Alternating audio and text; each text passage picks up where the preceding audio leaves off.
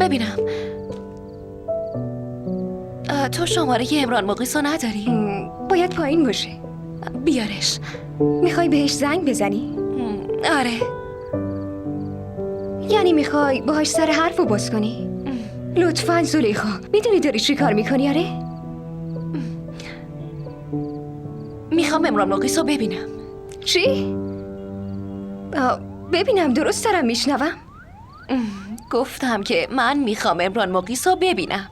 به به، پس یعنی تو تصمیم گرفتی که به مامان حمله کنی؟ یکم حواستو جمع کن. حمله کجا و نابودی کجا؟ خب چجوری میبینیش؟ چطور میری؟ یا کی تو رو میبرتت؟ اول زمان و مکان ملاقاتو مشخص میکنم، بعد برای رفتن یه کاری میکنم.